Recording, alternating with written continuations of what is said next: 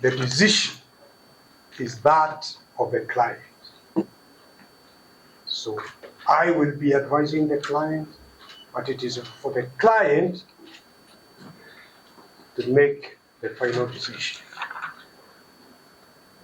But in fairness to me as counsel, another counsel on this bench, I will certainly be and online directions and proceedings. We commend the applicants as this application has eliminated the necessity for such guidelines and made the issue more apparent. As such, we hereby direct the Honorable Deputy Registrar of this division to transmit a copy of this ruling to the Honorable Chief Justice. Before we conclude, the bench wishes to once again emphasize its unwavering commitment to objective neutrality in this matter.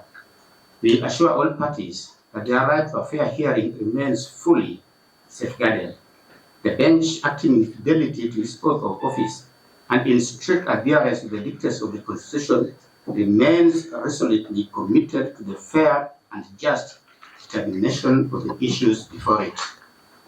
Finally, the application dated 22nd of October 2024 is disallowed with cause in the cause.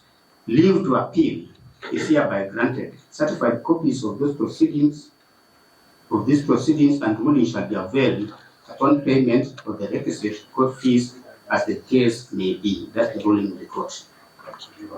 Much obliged, my lord. On behalf of the petitioners, we have listened to the ruling. We have got no problem with the feasibility of it one way or the other. We leave it to our clients, the decision whether or not they will appeal the ruling, largely because of a number of instances where words have been put into the mouths of the petitioners that were never uttered.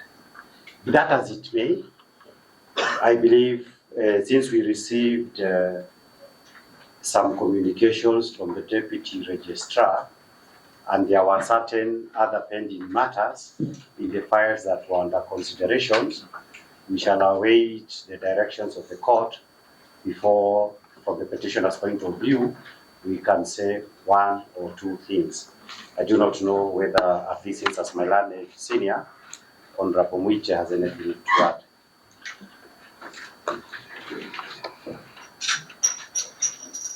My lords, your leadership, we appreciate that this honorable court of its own volition has granted leave to appeal. Speaking for myself, obviously the decision is that of the client. So I will be advising the client, but it is for the client to make the final decision. But in fairness to me as counsel, another counsel on this bench, I will certainly be seeking to persuade my client to appeal. One issue of accusing counsel to have been talking to the gallery, that is not something that should be left on the record of this court. It is damaging to counsel, and that is an issue that definitely needs to be taken out of the record of this court by the Court of Appeal. It was a very unfair accusation. Thank you. May it please the court, on behalf of the respondents, we thank you for the timely nature of the delivery of that ruling to allow this matter to proceed.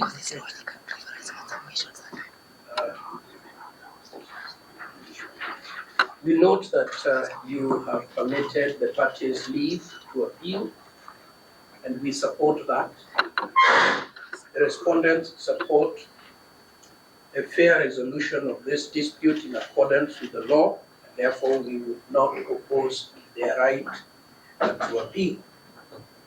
Having said that, however, and in reference to my learned friend, Mr. Kibe Mungai, who has alluded to other petitions pending before court, it is the respondent's position that we should exhaust all matters today relating to the matter that has been called out by your clerk or your legal assistant.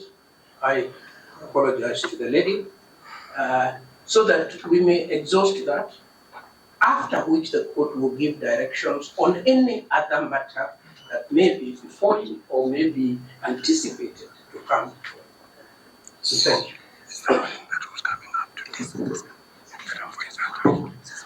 My Lord, my Lady, on behalf of the National Assembly, I wish to express our gratitude for the very clear ruling that the court has given this afternoon. The ruling has dealt conclusively, not just with the matters that were contained in the application that was hurriedly filed and responded to yesterday afternoon, but indeed some of the other peripheral issues that the petitioners unfortunately took a lot of court time yesterday to deal with.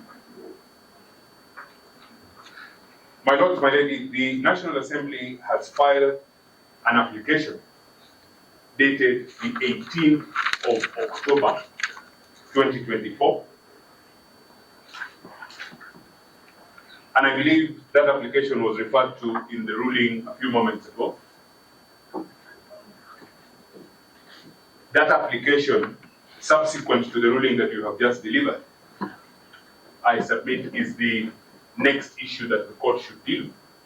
And just to put it on record, my Lord, that we are ready to proceed with that application this afternoon.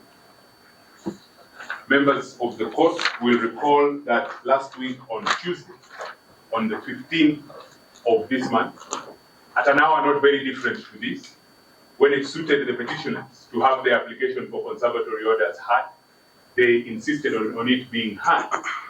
And we request that the urgency in this matter remaining and having been noted by the court, we proceed with the hearing of that application, which has been fully responded to immediately after this. I'm most obliged. My Lord and your Ladyship, further to that, for Senate, I wish to state, my Lord and your Ladyship, that unlike the petitioners, we are willing to argue the application in a record 30 minutes. Is it the same application? Yes, the application dated 18th October 2024. We will only ask for 30 minutes to exhaust our applications. We will dive straight into constitutional principles.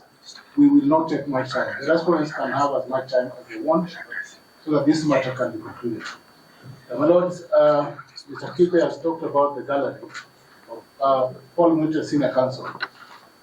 From that side, it was apparent that they were not just addressing the court. They were addressing other matters. Do we need to engage? Let us not go into that. Do we need to engage in arguments on that? Let us not go into that I now. will withdraw that. But my Lord, we are ready to proceed. No, we don't want you to raise something and then you say you withdraw it. You know, after causing the damage, we withdraw properly.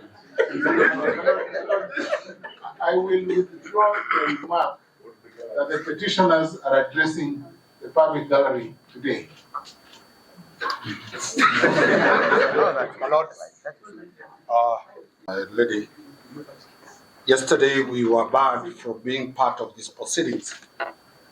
We have seen communication that we are now legally here. We have stopped mourning. Could we be allowed officially by these files being called so that we are together? We still feel that we are excluded when we are before you. Our files. There is petition 5 E570, Okay. E550, E541, E572 that are supposed to be before you. That's we complained to the CJA in the morning, and the CJA has directed we appear here and be part of this mosaic. Kindly let us be part of it.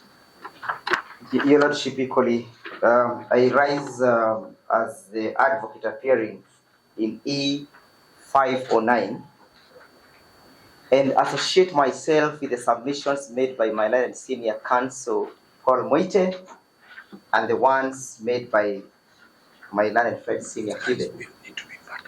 Your Lordship, to the best of our knowledge, in the matter E015, when we broke yesterday, there was a promise by the court, and the court has kept that promise, that we shall be coming for a ruling of the application that was made.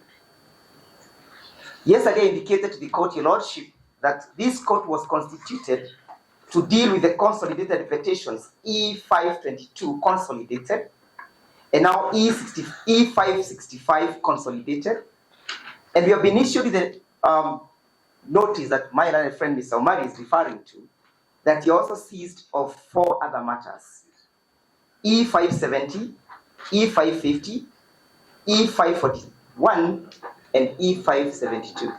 Your Lordship, the notice that was issued to us indicated that we are coming for a mention in respect to those particular files. I hope the court is in possession of this notice, so that the court may refer to the same. Subsequently to which, Your Lordship, will be seeking your guidance on how we deal with the applications filed therein. For example, pursuant to my client's instructions, we filed an application dated the 22nd of October for the recusal of the bench.